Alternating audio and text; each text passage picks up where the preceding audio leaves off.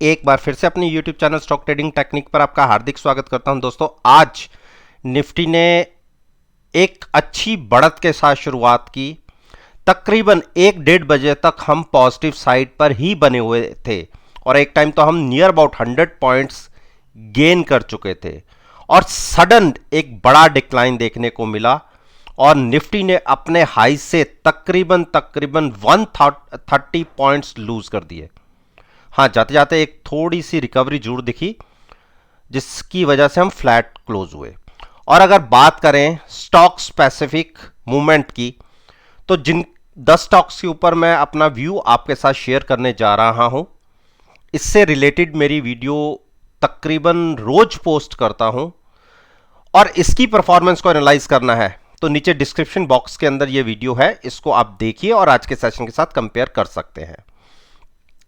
देखिए, UltraTech cement ने एक अच्छी बड़ी मूव ऊपर की दिखाई और हमने इसको 6700 से ही रिकमेंड किया हुआ था कि आप लॉन्ग में जा सकते हैं।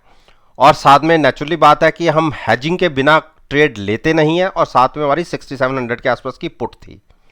पहले ये बढ़त मिली, उसके बाद एक गिरावट मिली, फ्लैट क्लोज हुए, तो एक रेंज बाउंड पिछले 3-4 दिन से ट्रेड चल रहे थे। लेकिन आज की मूवमेंट एक ब्रेकआउट मिला है, बड़ा ब्रेकआउट नीचे के लेवल से। अब जो एक हर्डल बचती है केवल वो बचती है 1700 की, 7100 की। वो मैं इसलिए कह रहा हूं कि जब इस स्टॉक ने पहले एक बड़ी गिरावट दिखाई थी वो यही प्राइस था। आप देखिए यहां पर मैं आपको एक लाइन ड्रॉ कर देता हूं। अगर हम बात करते तो एक लाइन से आपको समझ आ जाएगा। आप देखिए यहां पर मैं थोड़ा सा इसका कलर भी ब्लैक करके आपको बड़ा करके दिखा देता हूं कि यही वो प्राइस था जहां से ये पहले भी गिरा था। आप ये देख लीजिए, यहां पे इसका ऑल टाइम हाई था, 7088 का ही प्राइस था और आज जो क्लोजिंग मिली है वो भी इसी के ऊपर मिली है। तो कल अगर हम इसमें पॉजिटिव ओपन हुए तो आप ये मान के चलिए 7200 ज्यादा दूर नहीं लगेगा आपको। इसका रीजन क्या है? आज जो वॉल्यूम्स जनरेट हुए हैं वो नॉर्मल वॉल्यूम से तकरीबन 25% एक्स्ट्रा रहे। जैसे आपने यहां पे एक कैंडल फॉर्मेशन देखा था, उसके बाद आपने देखिए 4 कैंडल्स में हम कहां से कहां पहुंच गए थे। उसी तरीके से हमने आज नॉर्मल वॉल्यूम से ज्यादा वॉल्यूम्स के साथ ट्रेडिंग की है, तो उसका इंपैक्ट हो सकता है कि कल के दिन में भी देखने को मिले। मैं आपको तेजी करने की बात नहीं कर रहा, मैंने इस बार ट्रेड इसके अंदर शॉर्ट साइड पर लेना है और जब इसकी RSI 72 से 75 के बीच में होगी और अभी हम ट्रेड कर रहे हैं 67 पे, तो अभी मैं यहां से कोई शॉर्ट पोजीशन ना तो लूंगा, ना ही मैं आपको कहूंगा मैं वेट एंड वॉच की एक स्ट्रेटजी क्रिएट यहां करना पसंद करूंगा। रीजन, हम ऑल टाइम हाई पर खड़े हैं, तो वेट एंड वॉच की एक स्ट्रेटजी अच्छी रहेगी। अगर कोई गिरावट आती है, वैसे तो पॉसिबिलिटी बिल्कुल कम है गिरावट की, लेकिन स्टॉक मार्केट में पॉसिबिलिटी की संभावनाएं हमेशा रहती हैं। तो मैं अब इसको ट्रेड ऊपर की फ्यूचर्स को बाय करके नहीं लूंगा। मैं 6900 की पुट सेल करके ट्रेड करने की एक स्ट्रेटजी क्रिएट करूंगा। रीजन, एक ब्रेकआउट मिलने की संभावनाएं ऊपर की तरफ ज्यादा लग रही हैं, लेकिन फिर भी अगर कोई फेक ब्रेकआउट हुआ आज का, तो कम से कम हम ट्रैप तो नहीं होंगे। और हमने जो पोजीशन बनाई है, जो आज की क्लोजिंग है, वहां से तकरीबन 200 पॉइंट्स नीचे की तेजी हम खेल रहे हैं, लेकिन पुट सेल करके, और ओपन पोजीशन हम सेल नहीं करेंगे। अपने रिस्क को मिनिमाइज करते हुए 6900 की पुट सेल करके 6700 की पुट बाय करके ट्रेड लेंगे कि हमारा प्रॉफिट लिमिटेड और रिस्क भी लिमिटेड होगा। यह हमारी एक स्ट्रेटजी रहेगी 13 जुलाई के सेशन के लिए। अब बात करते हैं IOC। देखिए, IOC जो एक 50 डेज मूविंग एवरेज है, उसको पिछले 3 4 5 दिन से लगातार उसी के आसपास ट्रेड कर रहा है और वो प्राइस बनता है 107 का।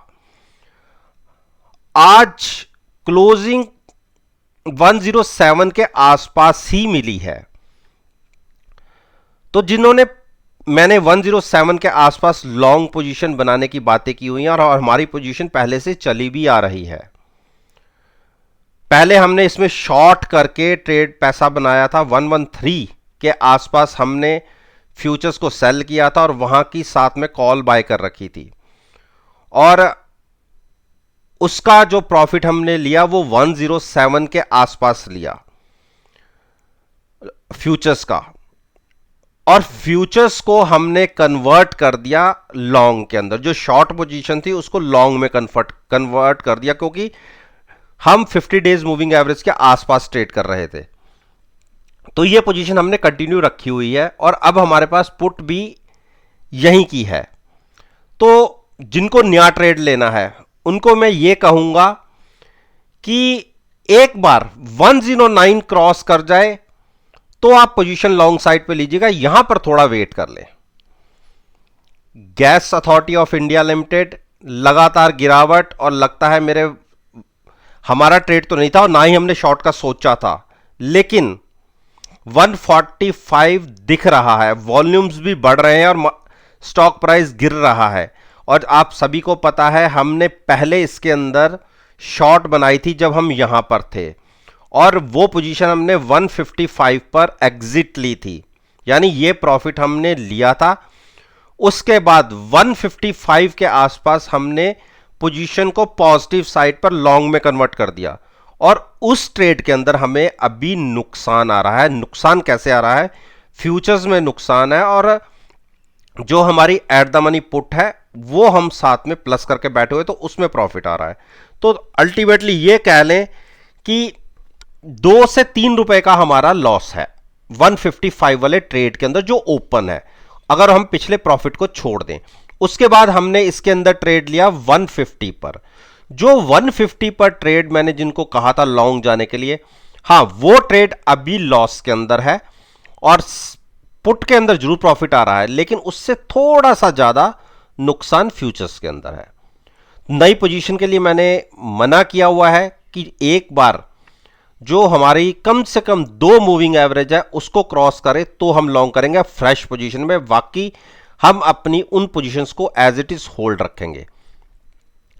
टाटा मोटर्स ने, आपको इस गिरावट का पता होगा जब ये इंट्राडे में 10% का सर्किट नीचे का लगा, एक बड़ी गिरावट, उसके बाद लगातार 2 दिन हमने लो देखे और मैंने 300 तक की बात भी करी थी और यह भी कहा था कि ये प्राइस अगर 295 या 385 के बीच में मिलता है तो वो एक सूटेबल प्राइस होगा बाइंग करने का, फ्रेश बाइंग। और साथ में यह भी कहा था कि 300 का प्राइस भी बुरा प्राइस नहीं है। और मैंने आपको अपनी पिछली वीडियो में कहा था कि हमें जो 345 पर हमारी पोजीशन लॉन्ग है, लॉन्ग कैसे है? फ्यूचर्स के अंदर लॉन्ग है और साथ में हमारी at the money put buy थी। पुट का जो प्रॉफिट है हमने आज बुक किया और 300 की पुट बाय की, यानी ये प्रॉफिट हमने सारा लॉक कर लिया। नीचे की पोजीशन हमने और फिर से हेज कर ली कि अगर यहां से नीचे गिरावट आती है तो हम हेज होंगे, हमें कोई बहुत बड़ा एक्स्ट्रा नुकसान नहीं होगा। लेकिन अगर यहां से ये स्टॉक पलट जाता है, फिर से बड़ी मूवमेंट दिखा देता है, तो ये हमारा डबल प्रॉफिट होगा। तो इस तरीके से हमने इसको पोजीशन को क्रिएट किया है। और जो थोड़ा सा रिस्क लेके चल सकते हैं, जहां पर आज क्लोजिंग मिली है यहां पर भी वो फ्यूचर्स को लॉन्ग कर सकते हैं, लेकिन कम से कम होराइजन आपका पूरा जुलाई एक्सपायरी होना चाहिए। यूपीएल ने प्राइस दिखा दिया और मैंने आपको अपनी पिछली वीडियो में भी कहा था कि अगर प्राइस 815 के आसपास या उसके ऊपर क्लोज हो जाए तो बिल्कुल लॉन्ग पोजीशन बना लीजिएगा। इंट्राडे के अंदर इसने एक अपसाइड पर 825 तक के भी हाइज लगाए और आप देखिए 815 के ऊपर हमें ट्रेडिंग भी मिली।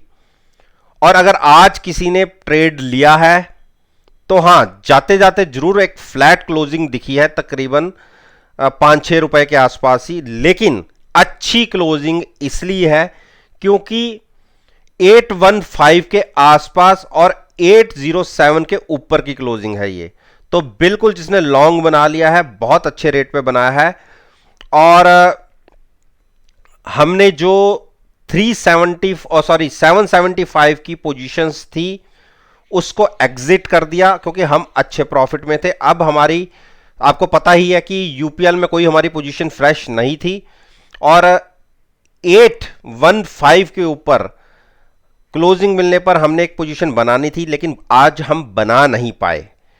तो कोशिश हमारी होगी अगर कल हम फिर से 815 या उसके ऊपर ओपन होते हैं और वॉल्यूम्स आज की तरह ही जनरेट होते हैं, जैसे नॉर्मल से ज़्यादा वॉल्यूम जनरेट हुए हैं, तो डेफिनेटली एक पोजीशन पॉजिटिव साइड पर लेंगे एक बड़ी मूव के लिए।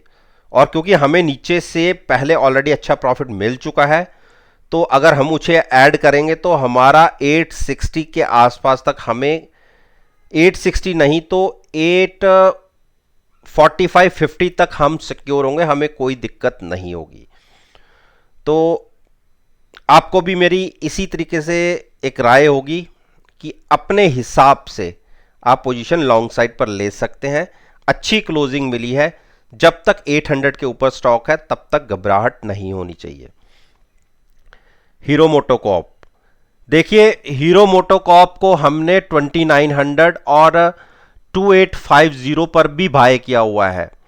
और मेरा ये पर्सनल व्यू है कि मुझे हीरो मोटोकॉर्प के अंदर एक बड़ी तेजी की उम्मीद लगती है। अगर स्टॉक ने 295 और 2950 क्रॉस किया, आप इस स्टॉक के अंदर 3100 बहुत स्पीड से देखेंगे। आप कैंडल्स देखिए कितनी बड़ी बनेगी।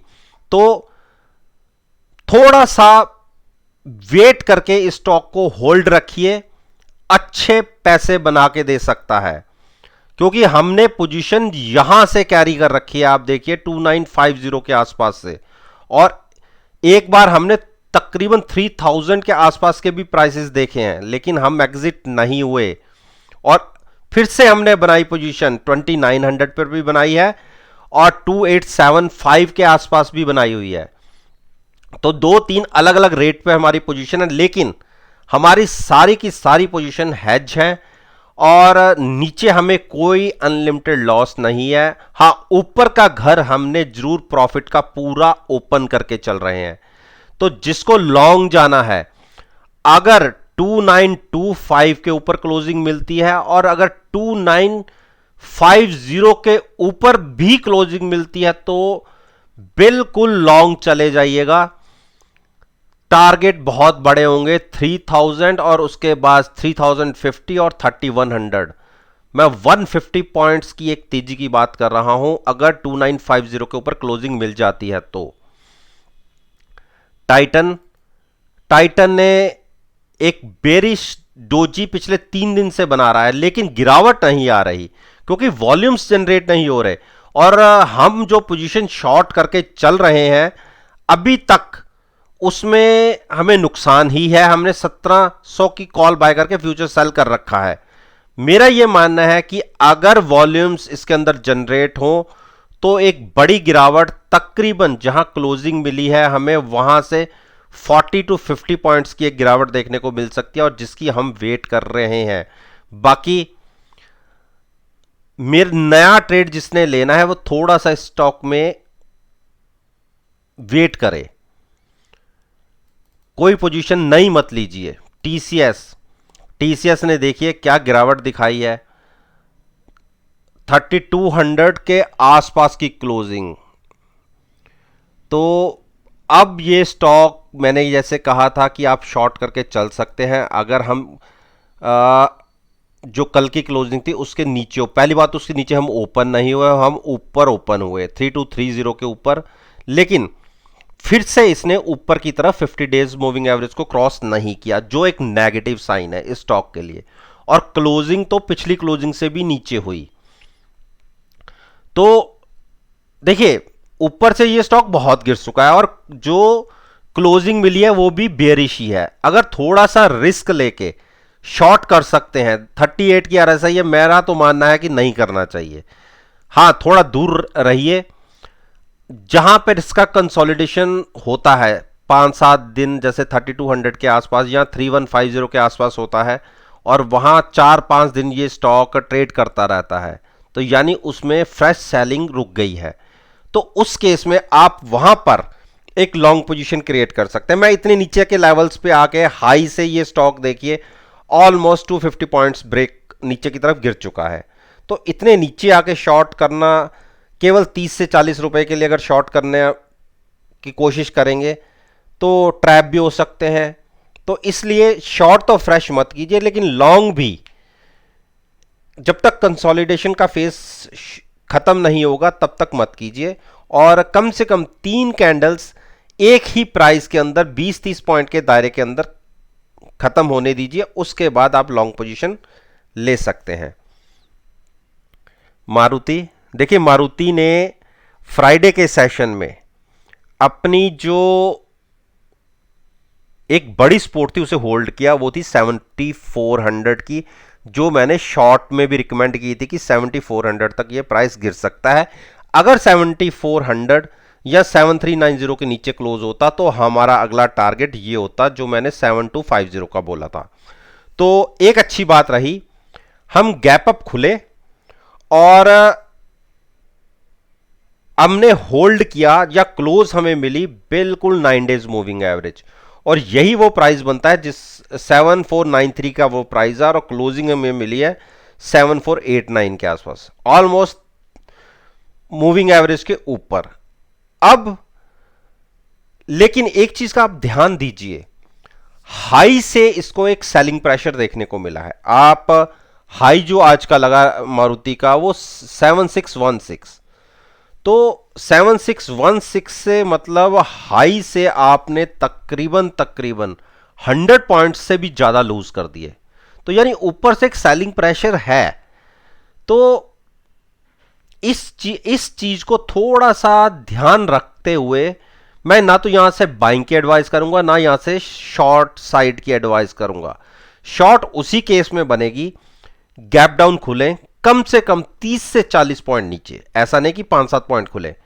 आज हमें 7492 के आसपास की क्लोजिंग मिली है, कम से कम यहां से 40 पॉइंट्स हम नीचे जब ओपन होंगे और कंटिन्यूस बने रहते हैं तो आपको एक टारगेट 7420 के आसपास का देखने को मिल सकता है।